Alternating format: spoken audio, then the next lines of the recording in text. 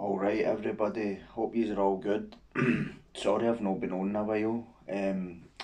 Just had my life's just been a wee bit hectic now. Not really in a bad way, just dealing with stuff with my kid's mum and then my wee boy. My kid's mum she'd phoned up this place in Glasgow trying it's a treatment centre and they were like, I will have a bed for you in 2 weeks time. 2 weeks time passed and they phoned her back and says, you don't have a Glasgow address, we can't take you. Honestly man, just see all this bureaucracy and see all that shit just pisses me off, know what I mean? That's like a prison saying they can't take you because you don't have a fucking Lanarkshire postcode or some shit. It just sounds fucking stupid to me, you know what I mean? But I'm not really up to speed with all this addiction postcode lottery shit, so they're just fucking arseholes as far as I'm concerned. Whoever makes up the rules is a fucking fool. Know what I mean? Because it can be costing lives, not what I'm talking about. My kid's mum's not here, so she's in the community somewhere. I don't really know where she is, but I seen her yesterday, so I know she's still with us. My wee boy, I had to go to his school. He got suspended for 1 day. He had basically decked 3 boys in the space of 2 days. All of them were older than him, some much older than him. So my wee boys just started first year at school, high school. These boys were all second, third and fourth years, making comments to him and all that, and my boy's, he's been assessed for autism. He's a good kid, sensitive, doesn't get involved in stuff, but there's only so much bullying and shit you can take, you know what I mean, before you need to put them right. And I said that to the teacher when I went. I says, you know what, I says, high school reminds me a lot of like the young offenders. I said, the more bullies you put in their place, the more you're left alone. He didn't see it that way. I think the guy actually said it's inappropriate to compare a high school to a young offenders, but the guy's never been in a young offenders, so I've been in high school and young offenders, so I've seen both. I've been embedded in both, so being able to can I see a lot of parallels is what I'm saying. So so other than that, everything's all good. I tried to make a video about 3 times, right? So I came back from my class a couple of nights ago and I was halfway through it and like somebody phoned me or something. So it's not like I've not been trying, do you know what I mean? Just things get in the way sometimes. I don't know how many times I've made videos and somebody's came to the door or something's happened and I'm just like, fucking hell man, I just sat and made a fucking 30-minute long video, man, and you had to chat the door when it was just about to finish because I couldn't remember everything I'd said. So fucking I don't know if any's noticed, but the guy Martin who worked in Kilmarnock prison that was on my channel, he did a podcast with Sean Atwood. I think it was last week or the week before it came out. So if any's are interested in the stuff he was talking about on here, maybe go on and check it out. Do you know what I mean? So I watched it. It was alright. Do you know what I mean? Felt kind of sorry for him if I'm honest, man. But we're all human at the end of the day, aren't we? Do you know what I mean? But anyway, I wanted to come on and do a video before I go to my class, right? Because I don't know if I'll get another chance to fucking do one today. So I was just like, you know what, man, I'm gonna need to just fit it in. So anyway, the case that I wanted to talk about, right, was definitely one of the most terrifying cases that I have ever come across in my life, right? And it's a case from America. The case is about a guy called Nathan Jonah, right? But that was he changed his name, right, to that. His name was actually, his birth name was David Brown, right? But he changed his name to Nathan Jonah, right? Because he said he wanted to feel what it was like to be persecuted. Now you might be like, what the fuck does that mean? But this guy was a serial offender of the fucking worst magnitude, right? And his victims were children, young boys. He was a homosexual serial predator who, anytime I seen him, the first time I ever seen him was on a programme. I don't know if any's ever seen it. It's a true crime show. It was called Most Evil, and it was a psychiatrist for Columbia University in America. It's New York, right? It's one of the Ivy League universities. Dr. Michael Stone, and he devised this scale to quantify evil, right? So the scale goes from 1 to 0. 1 to 0, fuck's sake, get a grip. 1 to 23, right? And obviously, the higher up the scale you're classed as more evil, right? And it's all these kind of behavioural characteristics and like psychopathy, narcissism, all this kind of stuff. Like maybe, like, so, like, say for talking sake, you killed somebody and you had remorse, you would be lower down the scale, as opposed to like fucking torturing people and getting a thrill out it, you would be higher up it. So it was quite interesting. I really liked that show. Some of the shows are on YouTube, if you want to kind of check them out.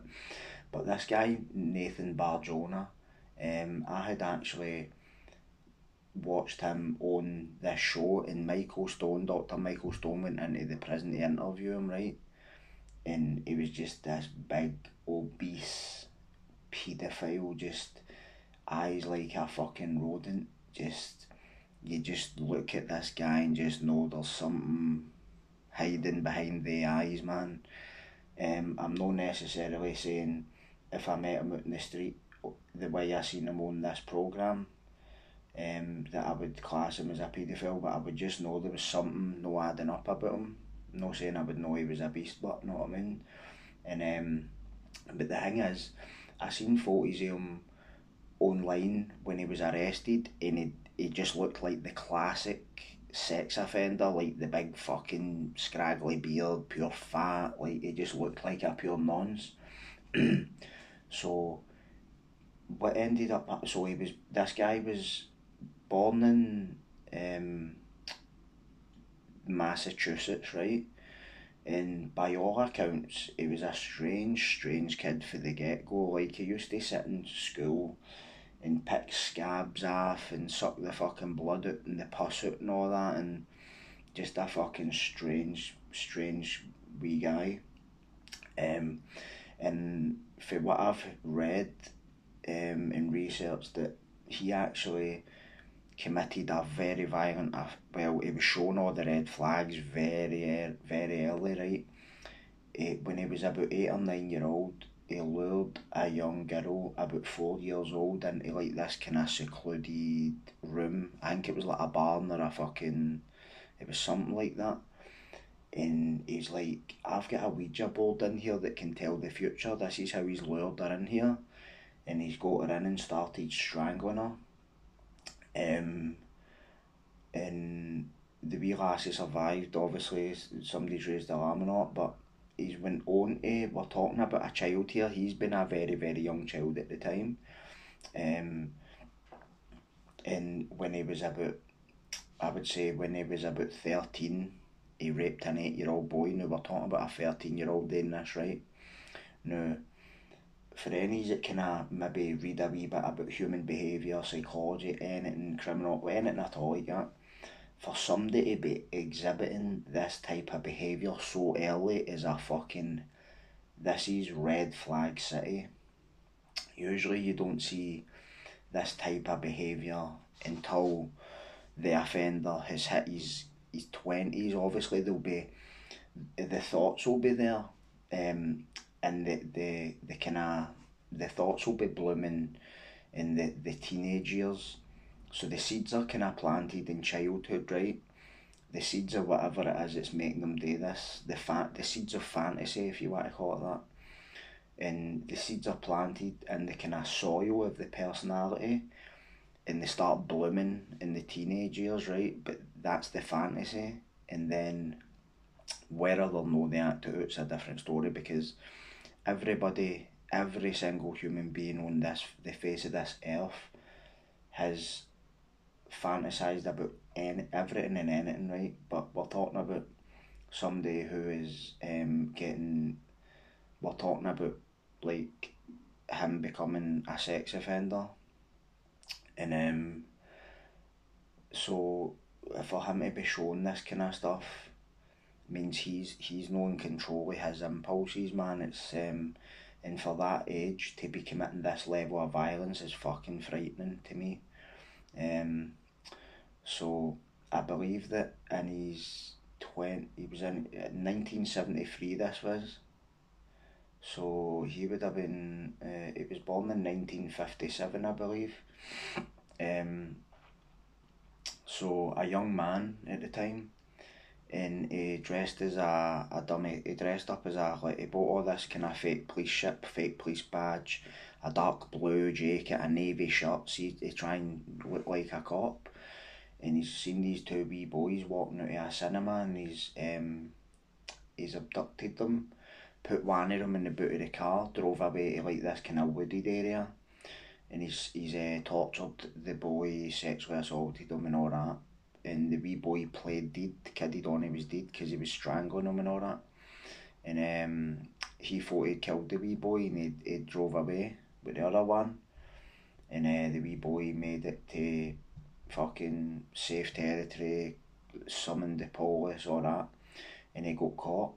Now, I believe that he was charged with like all these felonies, and he received a sentence of like 25 years in a psychiatric institution for sex offenders in Massachusetts, right?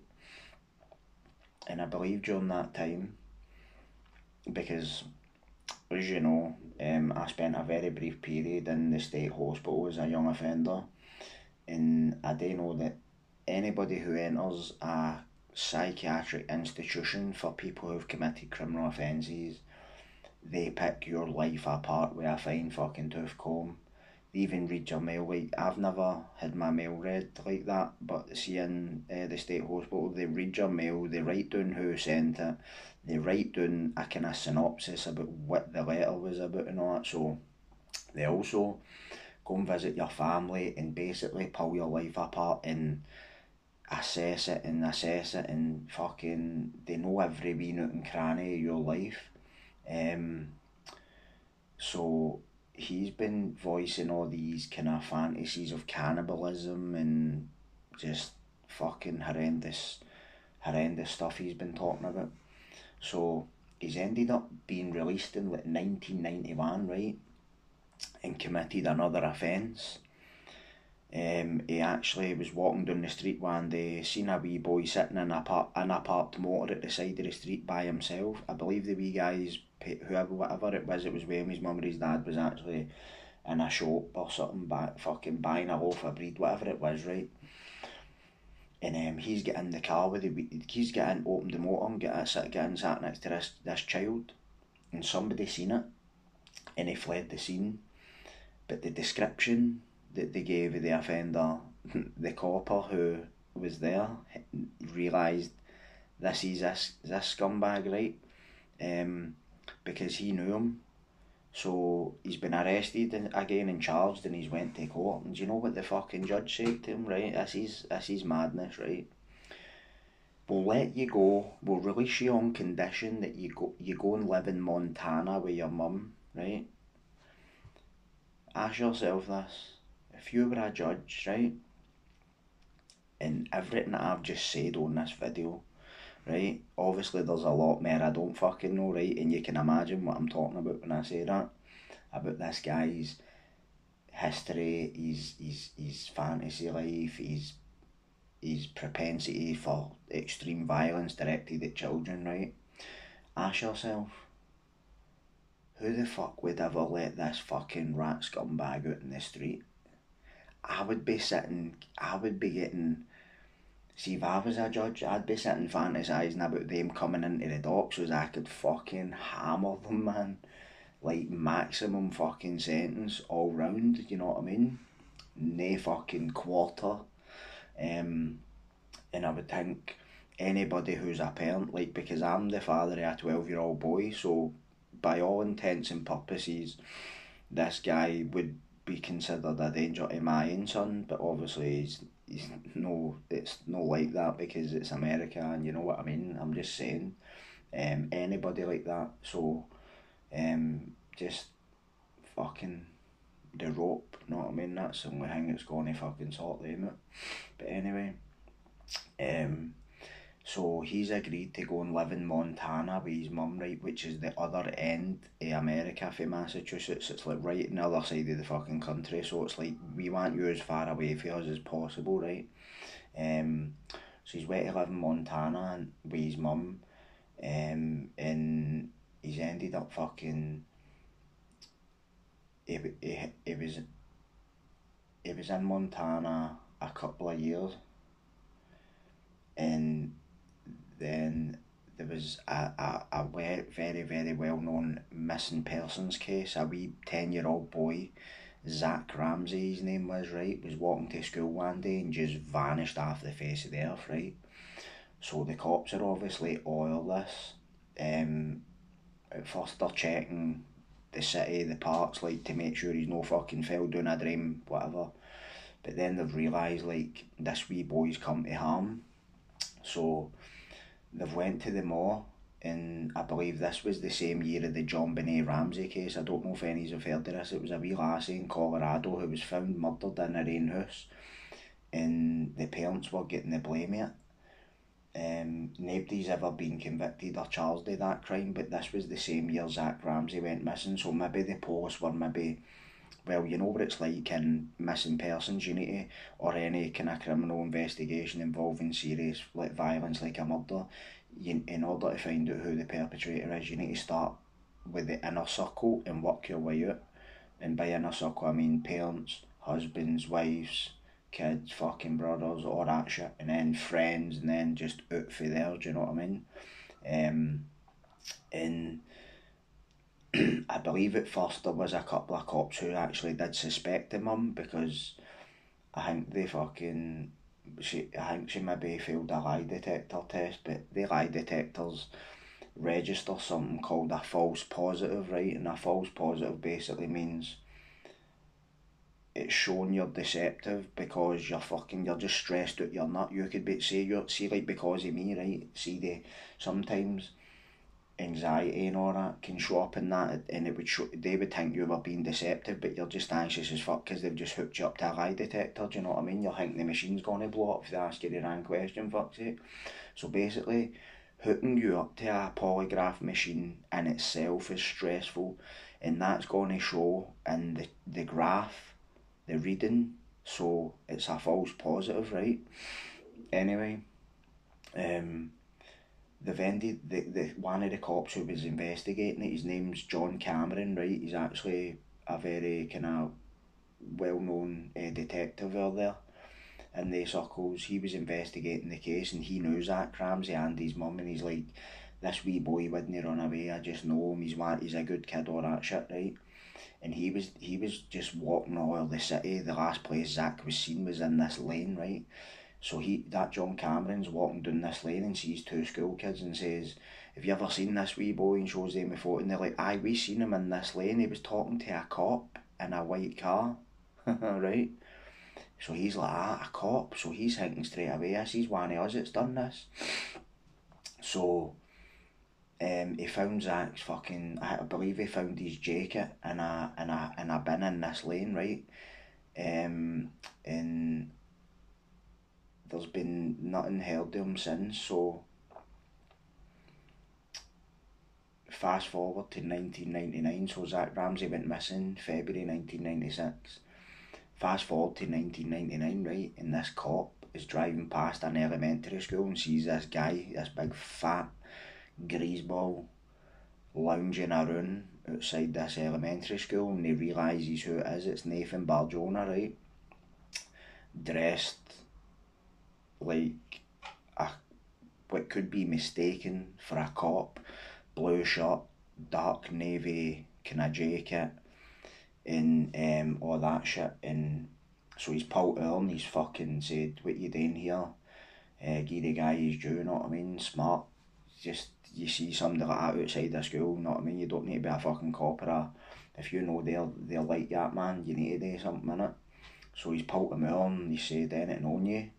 As they do. He found a fucking stun gun, a fake pistol, right? A fake pistol, a stun gun, and I believe he might have found cable ties or something, and a fake police badge. So he's arrested him for impersonating a police officer, and I believe that's gave them probable cause to search his apartment, because this time he'd actually moved for his mum's into his own apartment, and so they've got a search warrant for a garage behind his mum's, the garage behind his mum's house, and they've had a search warrant for his apartment. And this is where the story gets a bit chilling. They searched his apartment, right, and it was absolutely filthy, disgusting, a pure fucking smelly fucking greasy house. But that wasn't what was scary about it. They found loads and loads of, see, like, know how you look in a catalogue and there's like people wearing clays, like they found pages upon page, they found tens of thousands of pages of cutouts of children pasted into like binders. They found a board with cutting marks on it. They found a meat grinder with human hair in it. And they found books of code, like he was writing in a diary in code. So, and John Cameron looked at the board with the cutting marks on it, and see if you'd have sat a 12-year-old boy on this cutting board, see every tendon where you would cut, if you were chopping up a body, that's where these cutting marks were. Fucking frightening shit. And when they raided the garage behind his mum's house and sifted through the ground and the dirt and all that, they found 23 bone fragments of a child. And when it was tested, it wasn't Zach Ramsey. So who did the bone fragments belong to? There's some family out there whose kid has no question about it. Bone fragments don't get found in the property of a fucking serial paedophile unless that child has been murdered and their body just destroyed. And this is the frightening shit about this case. And the fucking horrible thing is, they've sealed everything, took every bit of evidence, and John Cameron's realised he dresses as a cop. He's the guy who's abducted Zach Ramsey, and he's tried to crack him, but the guy wasn't getting it up. And see, so they've started pulling apart his life, and they seen that he had changed the pipes. The landlord had changed the pipes in Nathan Barjona's house because they kept getting clogged. Now think about it, this guy's got a meat grinder in his fucking house with human hair in it. And the horrible part is, this guy was a chef to trade. And this would explain how he was able to dissect a body, because he's basically, what he's doing is he's butchering. See, like the way somebody'd butcher a cow or a pig, that's what I believe he was doing to children. And the horrible part is he was, with the meat grinder, he was believed to have been making like sausages, burgers, and having barbecues, and inviting neighbours who were saying, "This tastes funny, what is this?" And he's going, "It's venison." And he's stoning, saying things like, "I hunted, butchered, and wrapped the meat." And I believe he was talking about, he's talking about a kid, right? No doubt in my mind, man. Um, and the other thing is, I believe that people came forward and said he'd mentioned Zach Ramsay to them, and his mum owned a white, I believe the description of the vehicle was like a Toyota Corolla, and say it was a Toyota Corolla, I think it was, but I'm not sure. But whatever the make and model of the motor, his mum had the same car.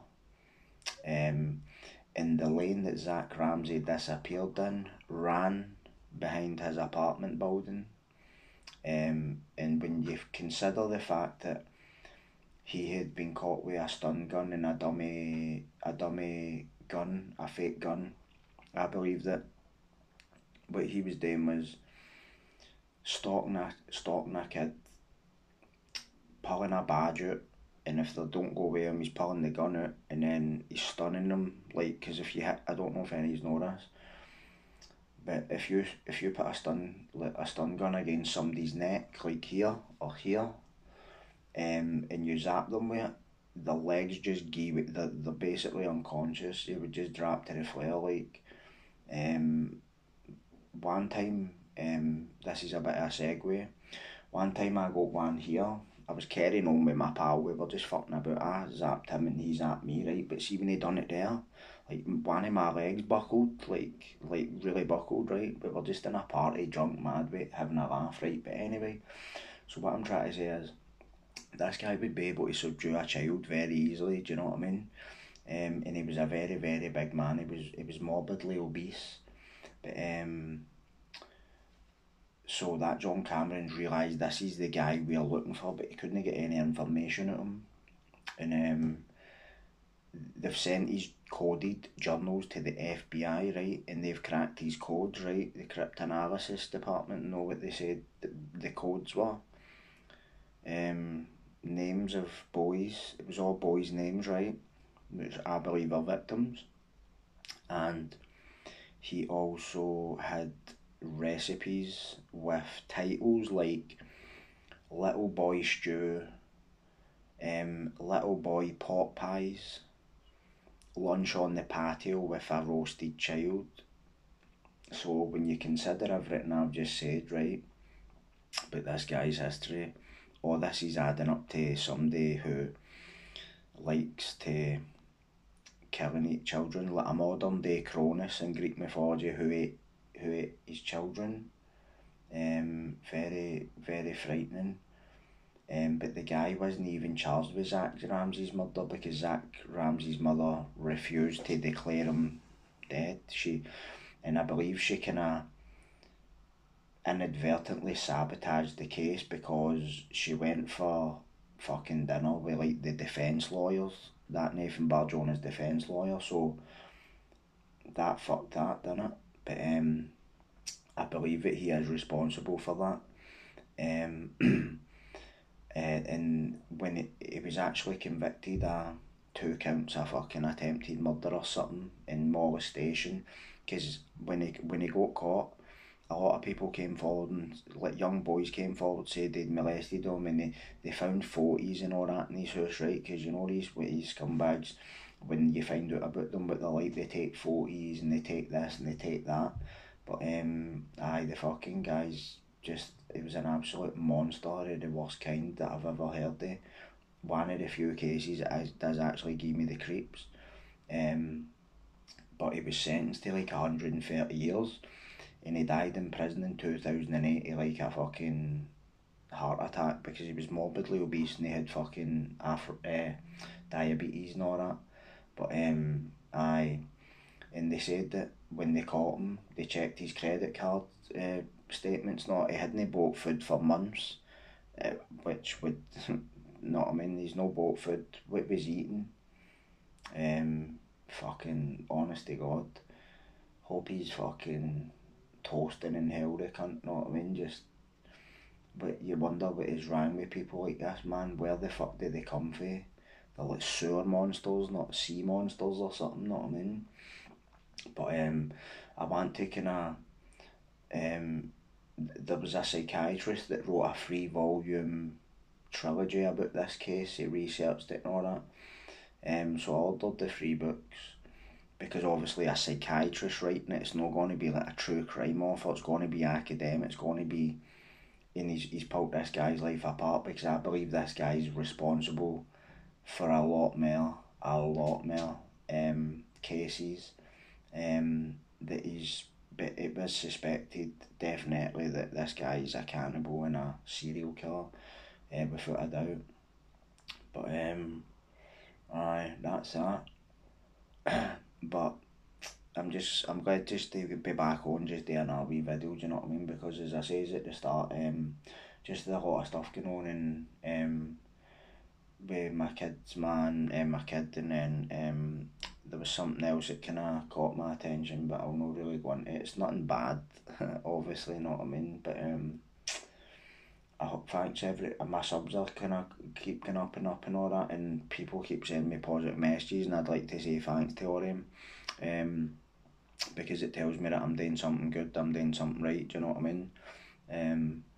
And that's a good thing, obviously, coming from where I've came from, do you know what I mean? Where you don't hear a lot of that, do you know what I mean? So I really, really do thank everybody. So thanks for tuning in, thanks for tuning in, everybody. I hope you liked that video. I know it's a bit dark, but a lot of darkness in my life, you know what I mean? There's a lot of light too, but I keep the darkness at bay by staying in the light. Do you know what I'm talking about? Don't need any more darkness in my life or my head. Do you know what I mean? Even though I'm sitting fucking talking about fucking true crime shit and all this kind of stuff. Do you know what I mean? But it is what it is. Do you know what I mean? It is interesting. You just need to wash your brain from time to time. Is what I say. Do you know what I mean? So cheers for listening, everybody, and I'm going to go and get a coffee and then get ready. Well, prep myself for my class, know what I mean? So thanks for tuning in, and I'll see you all next time I'm on. Take care.